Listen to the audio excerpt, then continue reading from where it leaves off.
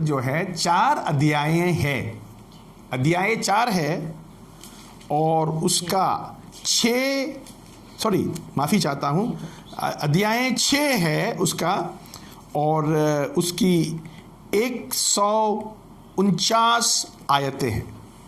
6 अध्याय हैं, 149 आयतें इसमें है। और आपके साथ हम मेरे बाइबल में 3098 शब्द है, 3098 शब्द है। ये 49 एडी से 55 एडी का बीच में लिखा गया था। लिखने वाला पौलुस रसूल खुद थे। यहां मैं आपके साथ इसको 3 भाग में बांटना चाहता हूं। गलातियों के पुस्तक को 3 भाग में बांटना चाहता हूं। 1 अध्याय से 2 अध्याय में पौलुस यहां बहस कर रहा है, अपने निजी तजुर्बाओं के बेसिक में वो बहस कर रहा है। और 3 अध्याय से 4 अध्याय में हम देखते हैं वो डॉक्ट्रिनल इश्यूज पे बहस कर रहा है। और 5 अध्याय और 6 अध्याय में हम देखे हैं वो उसकी बहस जो है प्रैक्टिकल एप्लीकेशन के ऊपर बहस कर रहा है। क्योंकि मुझे हिंदी में इन शब्दों को बोलना नहीं आता है, इसीलिए मैं पहला है आर्ग्यूमेंट फ्रॉम पर्सनल एक्सपीरियंस, 1 अध्याय से 2 अध्याय, और 3 से 4 अध्याय जो है आर्ग्यूमेंट फ्रॉम डॉक्ट्रिनल पोजीशन, और 5 अध्याय से 6 अध्याय आर्ग्यूमेंट फ्रॉम प्रैक्टिकल एप्लीकेशन। तो ये 3 भागों में हम आपके साथ बांट के देखना चाहता हूं। अभी पहला हम 1 अध्याय की 1 से 10 में देखता है उसके इंट्रोडक्शन। गलातियों की कलीसियाओं को उसने क्या बोला। 1 अध्याय 1 आयत में पॉल एंड अपोस्टल 1 अध्याय 1 की हाँ, जो न मनुष्यों की ओर से और न मनुष्यों के द्वारा वरन यीशु मसीह और परमेश्वर पिता के द्वारा जिसने उसको मरे हुओं में से जिलाया प्रेरित है। हाँ जी, ये पौलुस बहुत साफ साफ बताता, देखो मुझे इंसान ने नहीं बनाया, मुझे इंसान ने प्रेरित नहीं बनाया, ना मैं अपने आप को बनाया हूं, परमेश्वर ने मुझे बनाया है। यहां आपको मालूम है प्रेरित बनने के लिए एक बात बहुत जरूरत है, वो है यीशु मसीह को अपने आंखों से देखना। प्रेरित वो ही बन सकता है जिसको उसने चुना है या उसने यीशु मसीह की आंखों से देखा है, यीशु मसीह उनको प्रकट किया है।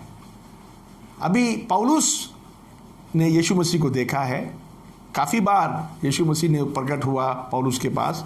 पौलुस की एक खासियत ये है, वो यीशु मसीह को देखा है और वो परमेश्वर की नियुक्त किया हुआ एक रसूल है। आपको मालूम है 12 रसूल थे, उनमें यहूदा इस्करियोत जो है बाहर हो गया था यीशु मसीह को हवाला करके। उसके बाद में पेंटिकोस के दिन जब आया था, उससे पहले इन्होंने जब अपर रूम में रसूलों ने जब प्रेरितों ने इकट्ठा हुआ था तो उन्होंने एक चुनाव किया, एक और उनके बीच के 120 के अंदर से 120 चेलों के अंदर से एक को चुना यहूदा इस्करियोत की दर्जा देने के लिए। मगर उसका नाम था मत्थायस। मत्थायस को कभी भी इतिहास में कुछ करते हुए हमने देखा ही नहीं, ना प्रेरितों का पुस्तक में ना प्रचार किया, ना ये किया, कुछ भी करते हुए नहीं देखा, क्योंकि इंसान के चुनाव था, वो परमेश्वर की चुनाव नहीं थे। परमेश्वर ने उस रिप्लेसमेंट को किया होगा पौलुस के द्वारा। बाद में प्रेरितों के 9 अध्याय से पौलुस को परमेश्वर ने चुना। मैंने यहाँ देखा है, ये सब बातों को देखने के बाद ऐसा लगता है हर बात में हम लोग निजी तौर तरीका से हम लोग कुछ काम कर लेते हैं, हमारी ज़रूरतों में हम कर लेते हैं, ये सब चेलों ने कहा हमको 12 था, अब 11 हो गया, पूरा 12 होने के लिए एक और चुनाव कर लेते हैं। तो उन्होंने परमेश्वर से पूछा नहीं, परमेश्वर किसको चुना है? इंसान को चुन लिया, वोट का सिस्टम में चुन लेता है। तो इसमें क्या हुआ, मत्थियास कभी कुछ भी प्रभु के लिए करते हुए बाइबल में कहीं भी उसका नाम हमने नहीं देखा। आज मैं आपको बताना चाहता हूं आगे, यहां पौलुस 6 आयत से 10 आयत में गलातियों की कलीसिया को वो एक तोमक लगा रहा है। समझ में आ रहा है? तोमक एक्यूजेशन क्या है? वो तोमक क्या चीज है? वो बोलता तुम लोग इतना जल्दी दूसरा सुसमाचार को कबूल कर दिया। पढ़ेंगे हम 6 आयत। मुझे आश्चर्य होता है कि जिसने तुम्हें मसीह के अनुग्रह से बुलाया उससे तुम कितनी जल्दी फिर कर और ही प्रकार के सुसमाचार की ओर झुकने लगे। ये कौन सा सुसमाचार है? गलातियों की कलीसिया कौन सी सुसमाचार में चले गया? देखिए, बाइबल हमें सिखाता है अनुग्रह से बचना। इफिसियों की 2 अध्याय उसके 8, 9, 10 आयतें हम जब पढ़ता है तो हम बताता है विश्वास से हम लोग, विश्वास के द्वारा अनुग्रह से बचा है। विश्वास के द्वारा अनुग्रह से बचा है। अनुग्रह के बिना बचना नामुमकिन है। सुसमाचार पूरा ही अनुग्रह है। ये अनुग्रह को अब लोग क्या कर रहा है, अनुग्रह के साथ अपना काम भी साथ साथ में लगा रहा है। कभी कभी मैं सोचता हूं, आज जो प्रचारक लोगों की प्रचार कभी कभी मैं सुन लेता हूं तो मुझे ऐसा महसूस होता है, ऐसा प्रचार यीशु मसीह करता होता तो सलीब पर उनको चढ़ाया नहीं जाता। ऐसे प्रचार, प्रॉस्पेरिटी, ऐसे ही लोगों को खुश कराने के, कान खुजलवाने के प्रचार जो है, यीशु मसीह भी करता होता तो सलीब पे नहीं चढ़ता, उसको भी मान के लोग पूजा करता। क्योंकि लोग यही तो सुनना चाहता है, लोग यही सुनना चाहता है। पाप के खिलाफ वचन की कहने की बातें सुनना नहीं चाहते, कान खुजलवाना अच्छा लगता है। अभी हम गलातियों की पुस्तक में बोला तुम इतना जल्दी दूसरा सुसमाचार कैसे कबूल कर दिया। 8 आयत। परंतु यदि हम ये स्वर्ग से कोई दूत भी उस सुसमाचार को छोड़ जो हमने तुमको सुनाया है, कोई और सुसमाचार तुम्हें सुनाए तो श्रापित हो। तो पौलुस बोल दिया श्रापित हो। कोई और सुसमाचार सुनाता है तो श्रापित हो। आपको मालूम है, पौलुस यीशु मसीह को ही सुसमाचार समझता है और यीशु मसीह की जो सलीब पर किया हुआ कार्य, जो मनुष्य की जीवनों को बचाने की कार्य, उसको ही सुसमाचार समझता है। बाकी सब बातों को फालतू समझता है। मैं यहां देखता गया आपके साथ और आपके साथ फिर देखना चाहूंगा। हम पढ़ेंगे 16 आयत।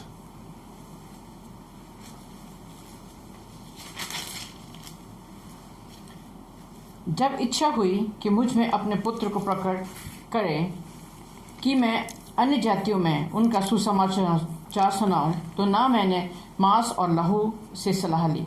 हाँ, पौलुस कहता है जब मैं मसीह में आया ना, उसके समय में मुझे मालूम पड़ गया, परमेश्वर का इच्छा था आप मुझे सुसमाचार अन्य जातियों को सुनाना है। आप समझ में आया? जब यीशु मसीह दुनिया में था तो ये फरीसी, सदूसी और शास्त्रियों ने यीशु मसीह को कसूर ठहरवा कर बिना वजह की झूठी बातों को सबूत देकर उसको सलीब पे चढ़ा दिया। सोचता था ये मर गया तो काम हो जाएगा, मगर यीशु मसीह मरने के बाद उनको मालूम नहीं था जो सुसमाचार उनको प्रभु ने दिया है वो अब अन्य जातियों के पास जाएंगे। तो परमेश्वर ने इस फरीसी को चुनने वो क्या, देखिए फरीसी को ही चुना सुसमाचार को अन्य जातियों पास ले जाने के लिए। हालेलुया। बहुत मजेदार बात है। आप गलातियों की पुस्तक में पढ़ेंगे तो आप देखेंगे पौलुस को परमेश्वर ने चुना अन्य जातियों को। इसीलिए बोलता मैं मांस और लहू की सलाह नहीं लिया। इसके मानी ना जाति का ना धर्म का किसी का सलाह नहीं लिया मैंने। इसके बाद उसने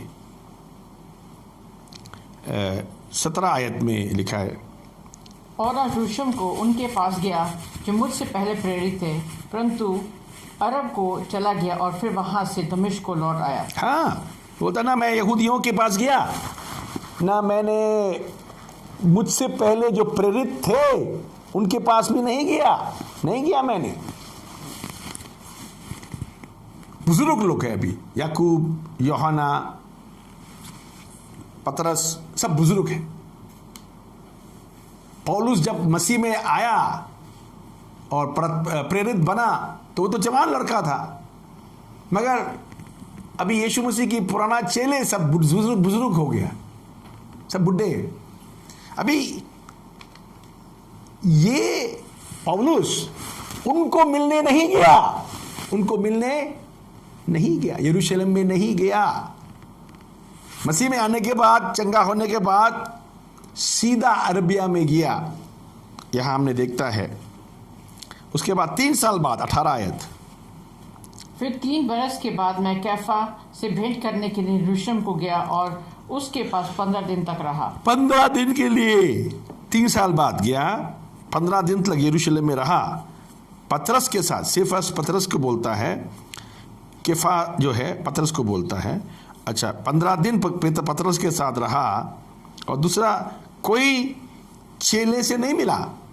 पतरस के बाद दूसरा को मिला है तो याकूब के साथ मिला। हम पढ़ेंगे 19, परंतु प्रभु के भाई याकूब को छोड़ और प्रेरितों में किसी से नहीं मिला। तो यहाँ पौलुस की वजह क्या है?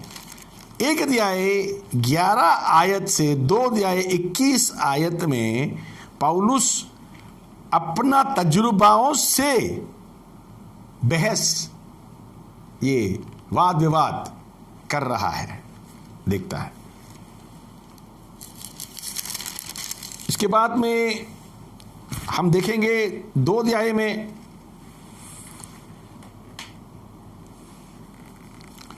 पौलुस को दूसरा चेलों ने भी कबूल किया।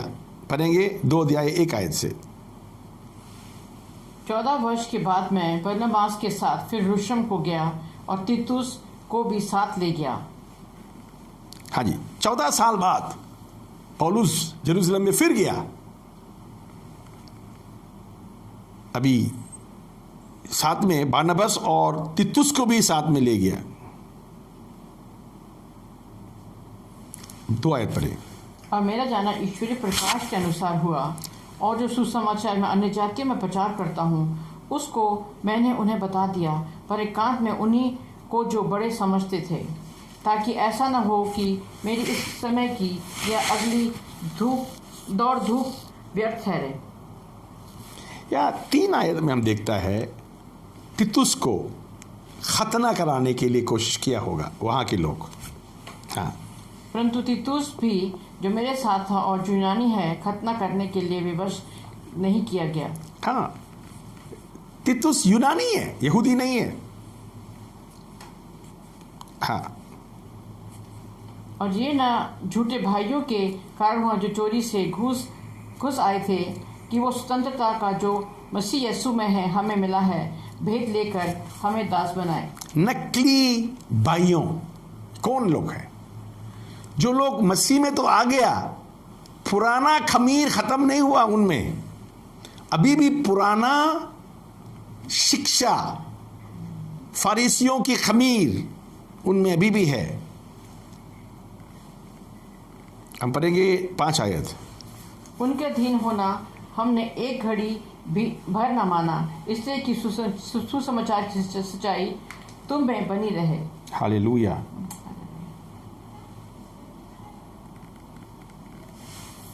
अभी एक शब्द बहुत अच्छा लगता मुझे, God does not show favouritism. ये है 6 आयत में पढ़ेंगे।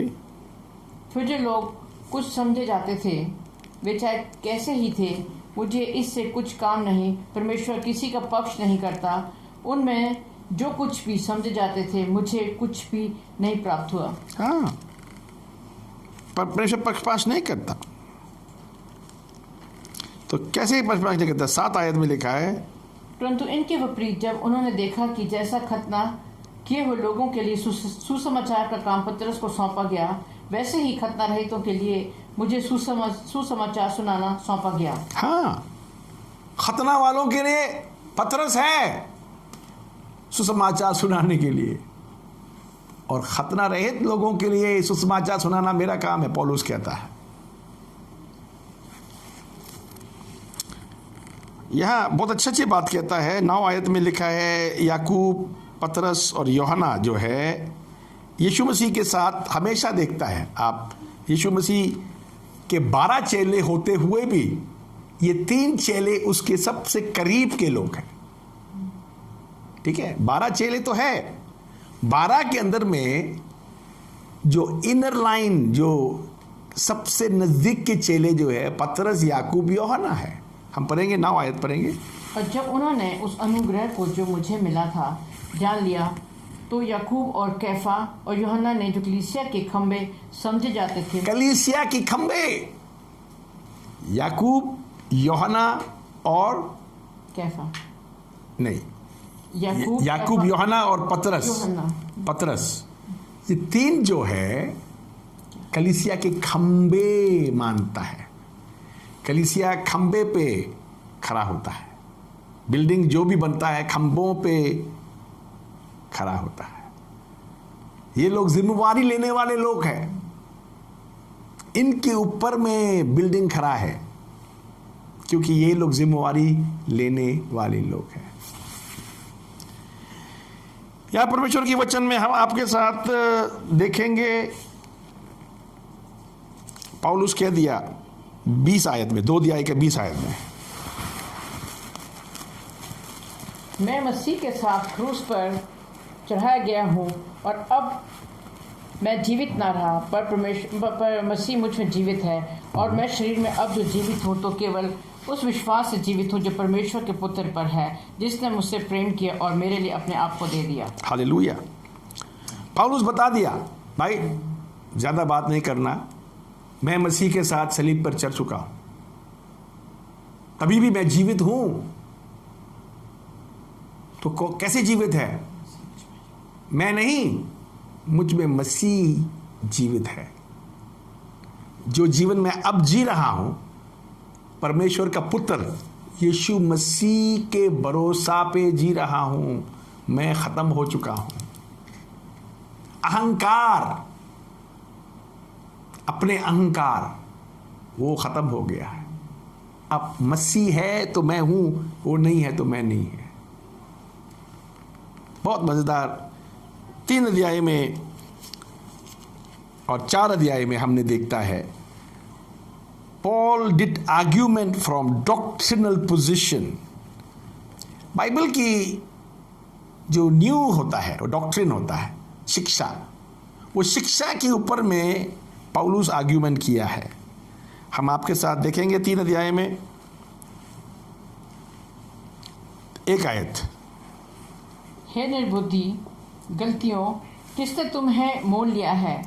तुम्हारी तो मानो आंखों के सामने मसीह यीशु क्रूस पर दिखाया गया। क्या बोला? मन बुद्धि लिखा है, निर्बुद्धि।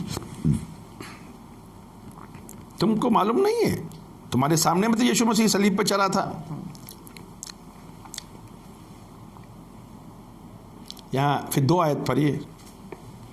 मैं तुमसे केवल ये जानना चाहता हूँ कि तुमने आत्मा को क्या व्यवस्था के कामों में या विश्वास के सुसमाचार से पाया? देखिए, दो बात है। एक है नियम की काम करने में, और दूसरा पवित्र आत्मा को विश्वास से पाया। देखो कौन सा पाया? आपको ये जो व्यवस्था जो है पवित्र आत्मा दिया आपको, या विश्वास ने पवित्र आत्मा आपको दिया? फिर पढ़ेंगे हम, आप ठीक से सुनो। मैं तुमसे केवल ये जानना चाहता हूँ कि तुमने आत्मा को क्या व्यवस्था के कामों से, केवल व्यवस्था के कामों से या विश्वास से समाचार से पाया? सुसमाचार से पाया। कैसे पाया? व्यवस्था ने तो हमको आत्मा दिया नहीं है। 3 आयत पढ़े। क्या तुम ऐसे निर्बुद्धि हो कि आत्मा की रीति पर आरंभ करके अब शरीर की रीति पर अंत करोगे? मुझे बहुत अच्छा लगता है। कलीसिया को मैं पूछना चाहता हूं, विश्वासियों को भी पूछना चाहता हूं, क्या आप लोग आत्मा में तो शुरू किया था कि शारीरिक कामों से खत्म करोगे, या आत्मा से शुरू किया है तो आत्मा से ही खत्म करोगे? ये मेरी सवाल है। मुझे बहुत अच्छा लगा, उसने पूछ लिया। आज कलीसिया का भी यही हालत है। शुरू में प्रभु यीशु मेरी जीवन, ये सब करने के बाद, गवाहियां देने के बाद, आज शारीरिक तौर पे चल रहा है। क्यों? आत्मा में तो शुरू किया, शरीर से खत्म करोगे या आत्मा में ही खत्म करोगे? हम यहां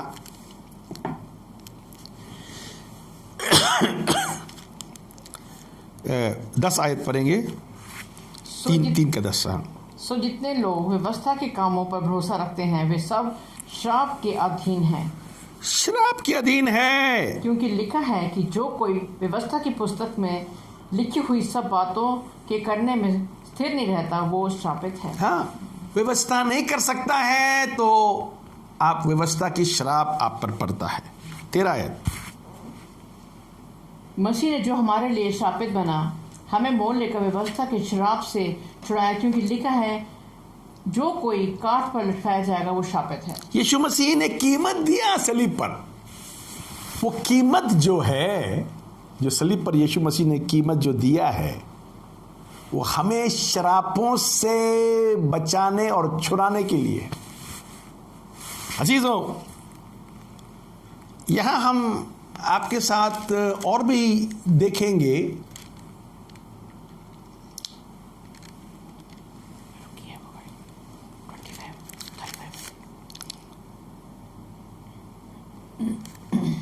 चार अध्याय उसके 1 आयत में हम देखते हैं, मैं ये कहता हूँ कि वारिस जब तक बालक है, यद्यपि सब वस्तुओं का स्वामी है, तो भी उनमें और दास में कुछ भेद नहीं। हाँ, वारिस जब तक बालक है। आपको मालूम है, एक अमीर करोड़पति अरबपति आदमी मरने से पहले अपना विल लेके गया है। मेरा एक लौता ही बच्चा है, मेरा सब पैसे, जायदाद, बिल्डिंग, घर, खजाना सब मेरे बेटे को जाते हैं। अब बेटा करोड़पति बाप का बेटा है, करोड़पति बाप, अरबपति बाप मर गया तो उसका सब जायदाद का हकदार वारिस, आपको समझ में आता? वारिस वो हकदार है। ये हकदार वारिस अरबोपति के मालिक के बेटे होने के बाद भी जब बालक होता है तो उसके हाथ में सब कुछ नहीं आ जाता। उसके बाप की ठहराए हुए वकील और उसके बाप के ठहराए हुए काफ़ी सेवक लोग उसको संभालता है, जो ज़रूरत है वो ला के देता है, मगर उसके पास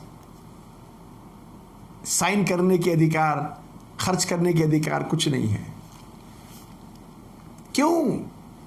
इसलिए, मैं बता दूं आपको, इसलिए। क्यों नहीं है? बताऊं आपको क्यों नहीं है? क्योंकि वो बालक है। अभी बचपना जो है, आप में बचपना है तो आप परमेश्वर की सब स्वर्गीय आशीषों के हकदार होने के बाद भी बचपना है तो आपको पूरा अधिकार सौंपा नहीं जाएगा। बाइबल ये कहता है, बाइबल ये कहता है नहीं, ये झगड़ा फिसाद ये सब बचपना की काम है। बचपना में ये लोग हम करते हैं, ऐसे करने वाले को बच्चे समझा जाते हैं।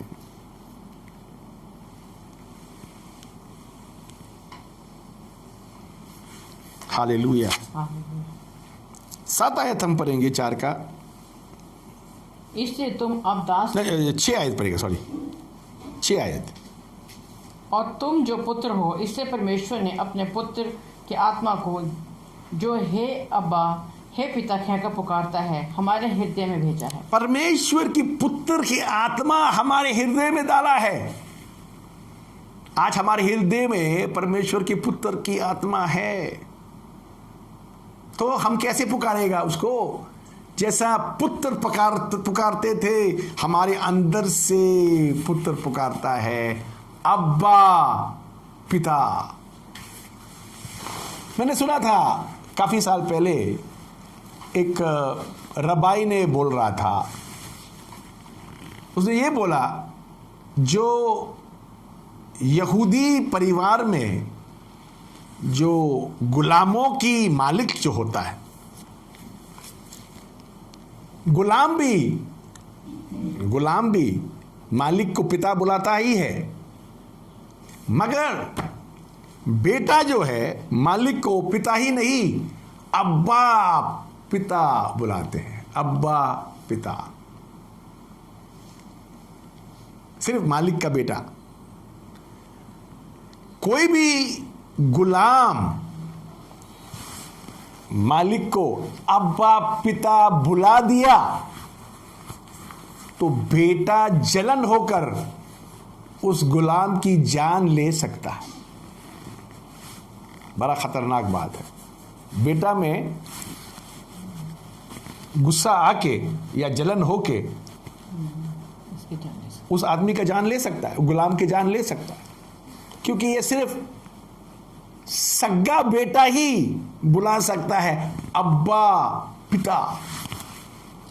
हमारे ज़माना में तो बिगड़ चुका है, बाप को कैसे भी बुलाता है, पॉप बुलाता है, कोई पॉप बुलाता है, कोई डैड बुलाता है, कोई बू बुलाता है, पता नहीं कोई अब्बू बुलाता है, पता नहीं कोई बू बोलता है। एक जगह में सुना था बू, मैंने बोला ये बू क्या होता है?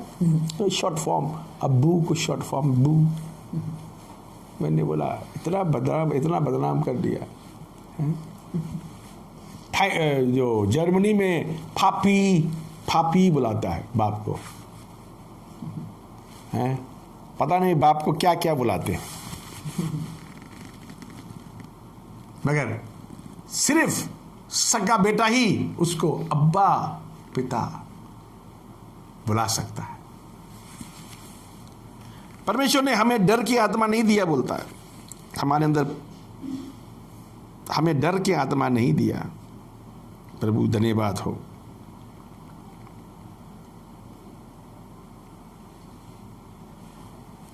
यहाँ 2 पत्नियों की बात बताया। 4 अध्याय में 21 आयत से 23 आयत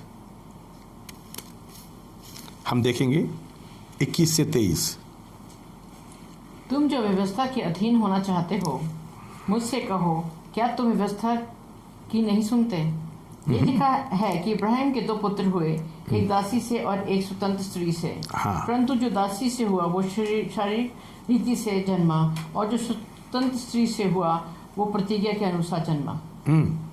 देखो, एक प्रतिज्ञा के अनुसार जन्मा, एक इंसान के अनुसार जन्मा। कैसे? परमेश्वर ने इब्राहिम को जब बोला मैं तुम्हें पिता बनाऊंगा, तो उत्पत्ति में ऐसा लिखा है, परमेश्वर कहता है तुम्हारा ही शरीर से मैं बनाऊंगा। इब्राहिम ने फटाफट प्रोजेक्ट लेके आया, एलिएज़र मेरा गुलाम है, मेरे घर में ही पैदा हुआ, उसको मैं गोद ले लूं।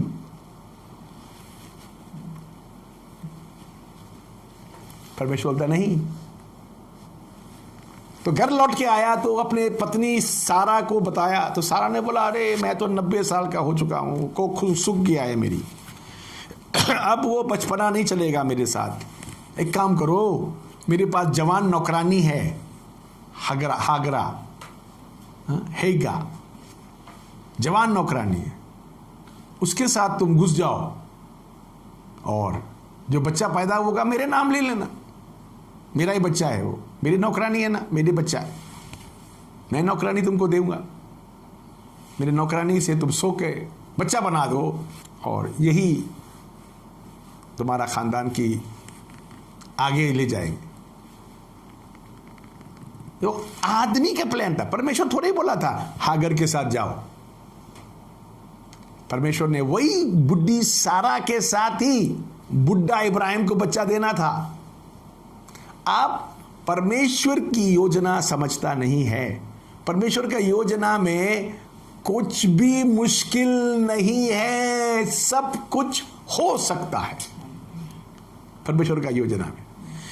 इंसान के योजना में ये होगा नहीं होगा, पता नहीं कब होगा क्या होगा, ये सब इंसान की बातें हैं। आप लोग प्रभु में बन गया है तो प्रभु में बने रहे, कभी शरीर में कभी आत्मा कभी शरीर। आप लोग बंदर नाच मत नाचिए, एक सा रहे, यही बाइबल हमें सिखाता है। तो 5 अध्याय में हम देखते हैं 13 से 15 आयत, 5 अध्याय का 13 से 15 आयत। हे भाइयों, तुम स्वतंत्र होने के लिए बुलाए गए हो, परंतु ऐसा न हो कि तुम स्वतंत्र शरीर कामों के लिए अवसर बने, वरन प्रेम से एक दूसरे के दास बनो, क्योंकि सारी व्यवस्था इस एक ही बात से पूरी हो जाती है कि तू अपने पड़ोसी से अपने समान प्रेम रख। और यदि तुम एक दूसरे को दांत से काटते और फाड़ खाते हो तो चौकस रहो कि एक दूसरे का सत्यानाश ना कर डालो। हाँ, बोलता देखो परमेश्वर की योजना तुम्हारे लिए ये है, एक दूसरे से प्यार करके एक दूसरे की मदद में रहना चाहिए, मगर तुम फाड़ खाना है, झगड़ा करना है तो एक दूसरे को तुम नाश कर दोगे। ये कलाम 5वां अध्याय में हम देखता है, आर्ग्यूमेंट फ्रॉम प्रैक्टिकल एप्लीकेशन। हमें मसीह की आज़ादी तो दिया गया है, मगर हम उस आज़ादी को गलत इस्तेमाल ना करें, अपने आज़ादी को दूसरों की बंधन ना बनाए। हालेलुया। या 24 आयत, 5 अध्याय के 24 आयत मुझे बहुत अच्छा लगता है। मसीह के साथ आप है, मसीह के है तो क्या करना चाहिए, यहां पूछता है, बताता है। और जो मसीह यीशु के हैं, उन्होंने शरीर को उनकी लालसाओं और अभिलाषाओं समेत क्रूस पर चढ़ा दिया है। शरीर को उनके अभिलाषा और लालसा और अभिलाषा के साथ सलीब पे चढ़ा चुका है, लिखा है। और 6 अध्याय में हम देखता है पौलुस अंत में ये बात कहता है 6 के 17 में,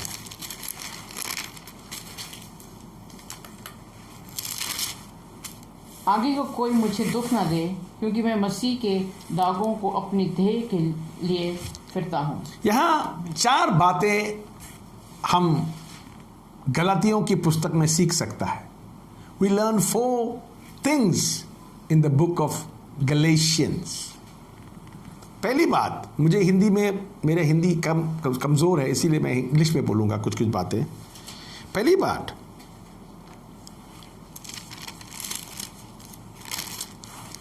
बात है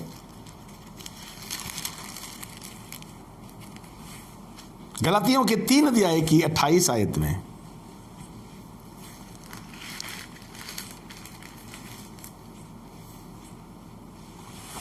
अब ना कोई यहूदी रहा और ना यूनानी, ना कोई दास ना स्वतंत्र, ना कोई नर ना नारी, क्योंकि तुम सब परमेश्वर मसीह यीशु में एक हो। देखो, मसीह यीशु में हमको सब एक बनाया है।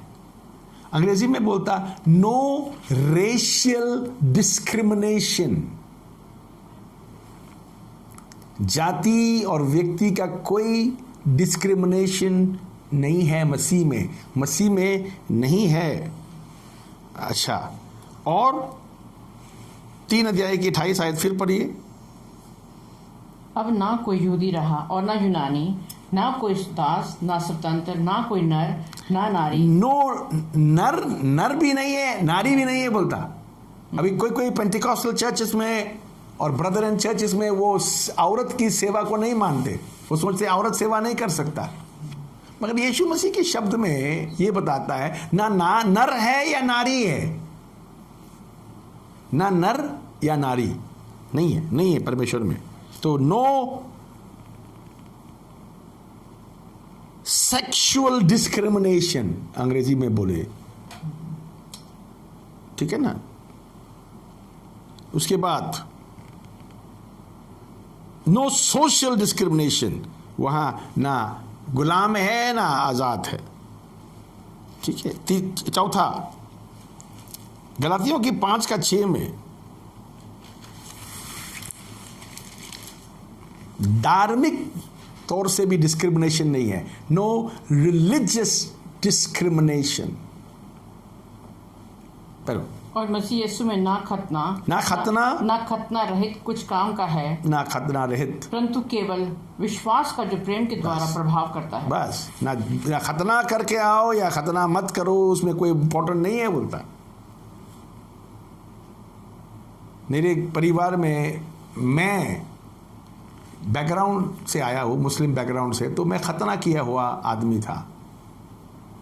तो मेरे बेटा जब पैदा हुआ तो मैंने चाहता था मेरा बेटा का भी खतना कराएं, मेरा पत्नी माने। वो डरता था पत्नी बच्चे को बहुत तकलीफ होगी बोल के नहीं माना, तो नहीं हुआ। मगर मसीह यीशु में खतना या खतना रहित वो इंपॉर्टेंस में नहीं है बोलता। हालेलुया। तो अभी आपके साथ मैं एक और चीज़ देखना चाहेंगे आपके साथ, आपकी बाइबल में 4 बातें हम देखना चाहेंगे फिर। ओके, यीशु मसीह में हम क्या होना चाहिए। पहले तो गलातियों की 5 अध्याय 22 से 23 में लिखा है, हम we must bear fruit, we must be fruit bearing, फल लाना है। Hallelujah. We must be fruit bearing. पढ़िए। पर आत्मा का फल प्रेम, आनंद, मेल, धीरज, कृपा, भलाई, विश्वास, नम्रता और संयम है। ऐसे कामों के विरोध में कोई भी व्यवस्था नहीं। हालेलुया। ये आत्मा का फल, we have to bear fruit. उसके बाद second, we must be bearing burden bearing, बोझ उठाना है। पहला फल लाना है, दूसरा बोझ उठाना है। गलातियों का 6:2, तुम एक दूसरे के भार उठाओ, एक दूसरे की भार उठाओ और इस प्रकार मसीह की व्यवस्था को पूरा करो। इस प्रकार मसीह की व्यवस्था को पूरा करो। आपकी बाई, मसीही बाई आपकी जरूरत है। अपने आप को कंट्रोल में मत रखना, जरूर जाके मदद करना, वो आपको जरूरत है। आजकल हम लोग क्या करता है, अपना तकलीफ नहीं है तो अब रहने दो, करने दो, देख लेंगे बाद में। नहीं, इसी बात, आप के ज़रूरत में वो आएगा, उसके ज़रूरत में आप जाइए। आप एक दूसरे की ज़रूरत में सामर्थ्य देने के लिए, एक दूसरे को उत्साह देने के लिए आप कोशिश करेंगे तो बाइबल कहता है आप मसीह के तालीम पर है, नहीं तो बाहर। तीसरा, बीज, सीड बेयरिंग। पढ़ेंगे गलातियों 6 अध्याय की 7 और 9, 2 आयत पढ़ेंगे। गलातियों 6 अध्याय की 7 आयत, उसके बाद में 9 आयत। धोखा न खाओ, धोखा ना खाओ, परमेश्वर ठट्ठों में नहीं उड़ाया जाता। परमेश्वर ठट्ठों में नहीं उड़ाया क्योंकि जाता। मनुष्य जो कुछ बोता है मनुष्य जो वही बोता काटेगा। है वही काटेंगे, जो बोता है वही काटेंगे। हम भले काम करने में हियाव न छोड़ें, क्योंकि यदि हम ढीले ना हो तो ठीक समय पर कटनी काटेंगे। बीज बोने से पहले बीज अपने शरीर में लाना भी जरूरत है। चौथा, ये ब्रेन बेयरिंग है। ब्रेन बेयरिंग के मानी मसीह के छाप लेके चलने वाले। हम पढ़ेंगे गलातियों 6 के 17।